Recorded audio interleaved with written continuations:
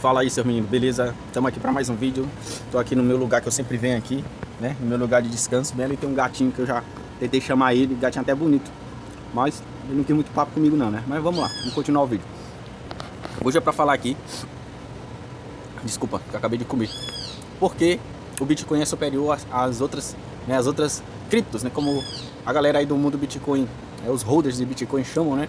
As famosas shitcoins, né, cara? Por que elas recebem esse nome, né? A galera do Bitcoin é bem focada, né? Eles são quase como, assim, considerados... Olha a voz, The Voice. Então, eles são considerados quase como uma seita, né? Talvez até me coloque dentro dessa categoria aí, né? Desse adjetivo aí de receber o nome de seita, a galera que é hold de Bitcoin, né? Mas por que muita gente que faz trade ou entusiasta de outras criptos, né, falam isso, né? Justamente porque a galera que vê o Bitcoin, ele chega a coisas que as outras criptos não oferecem, né, cara? Desde o surgimento lá do white paper do Bitcoin, em 2008, se eu não me engano, né? E onde o Bitcoin começou a rodar mesmo, que foi em 2009, desde essa época, o Bitcoin apresenta características que outras criptomoedas não apresentam, entendeu? Então não adianta o cara querer comparar essas shitcoins aí, não, porque eu vou comprar uma cripto agora que está se valorizando, né, para me vender depois. Então, você está trocando 6 por meia dúzia, pelo menos ao meu ver, né, ao ver da galera aí que é mais focada no Bitcoin, como eu falei, né. Por que eu estou falando isso, né? Justamente porque o Bitcoin ele tem essa característica de ser descentralizado. Ele começou valendo nada, valendo zero, diferente das outras dos outros projetos que a gente vê aí, né, que sempre começam com alguém, né, investindo dinheiro nelas, deixa eu arrumar aqui, investindo dinheiro nelas, e elas já começam com um valor relativamente alto, e quem investe o dinheiro, né, quem lança esse projeto, geralmente é que detém o maior número dos ativos, então já tá aí uma coisa, né, uma característica que o Bitcoin não tem, entendendo?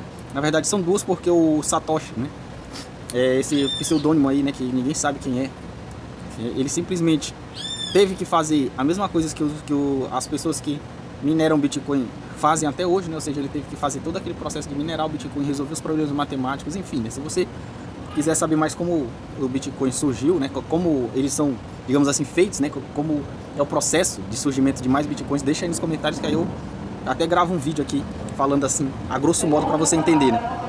Mas, espero que vocês estejam me ouvindo, que eu tô sem aquele fone maneiro lá. Peraí, deixa a mulher terminar de falar. E aí o que é que acontece, né?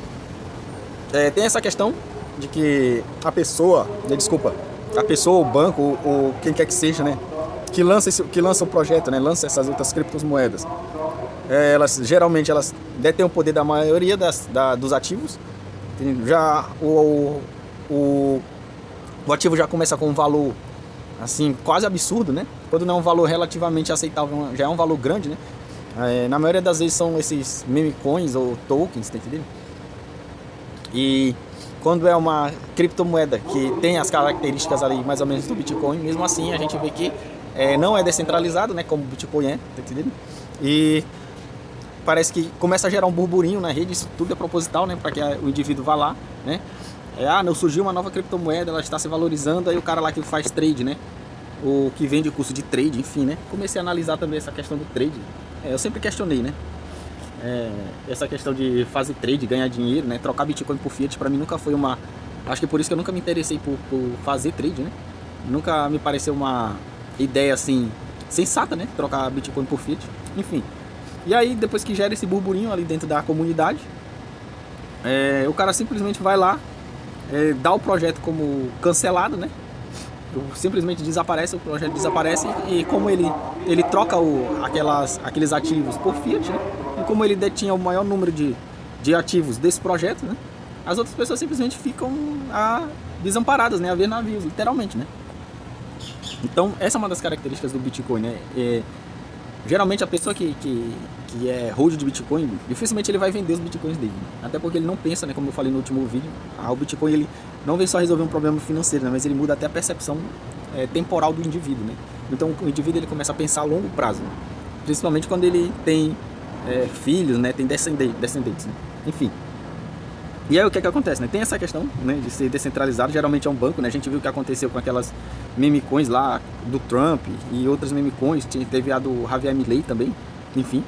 Sempre tem alguém por trás financiando, sempre tem um banco por trás, e quando tem um banco por trás a gente sabe que tem centralização de poder, né? O blockchain, o Bitcoin, ele sempre foi um programa open source, ou seja, qualquer pessoa que entendesse minimamente ali, né, de como funciona a tecnologia poderia ir lá, né, e criar a sua versão do Bitcoin, né, ou criar o seu projeto, né? Não à toa que esses outros projetos aí que existem, Ethereum, Solana, Valdeir, Solana, né, Ada Cardano, tá entendendo? Enfim, todos esses outros projetos aí, né, Luna, todos eles surgiram com a tecnologia do blockchain, né, mas tem esse aspecto que o Bitcoin tem que elas não possuem, né. É só você ver o poder de valorização delas, né, cara? Mas quando elas começam, né, surgem, né, no surgimento delas, elas têm mais valor do que no surgimento do Bitcoin. Claro, sempre tem alguém investindo dinheiro, né, para quando estiver na alta, né, o cara simplesmente trocar aquilo por fiat e o projeto se encerrar por ali mesmo, né? Só você dar uma olhada aí e ver quantos projetos, desde o surgimento, né, o processo de valorização do Bitcoin, quantos projetos surgiram, né, e desapareceram assim. Se eu não me engano, o Bitcoin Cash foi um que surgiu junto com o Bitcoin, né? Acho que ele foi um fork do Bitcoin, uma versão do Bitcoin, né, que alguém criou, e hoje simplesmente ninguém mais fala em Bitcoin Cash, né, cara? É até difícil, né? A Dogecoin, a Baby Dogecoin também, né? Depois que o Elon Musk anunciou uma época, simplesmente desapareceu, né? Dogecoin até hoje, eu só vejo gente falando que teve prejuízo, né? Então é isso, né, cara? Quando você compra essas shitcoins aí, né, como nós que somos holders de Bitcoin falamos, né, você acaba perdendo seu foco, né? E geralmente você vai sair no prejuízo, né? Se eu não me engano, existe até estudos falando que o cara que faz trade, ele, assim, quando você vai analisar a galera que faz trade, mais perde dinheiro do que ganha, né? E o cara que ganha dinheiro com trade é o cara que vende curso, né? Para pessoas que querem aprender a fazer trade, a ganhar dinheiro no curto prazo aí com essas criptos, né? Enfim, o dinheiro é seu, faça o que você quiser, mas nós que somos mais assim ortodoxos no aspecto dessa questão de bitcoins, né? Bitcoinheiros, né? Eu sempre tento não usar esse termo, né? Porque ele é engraçado.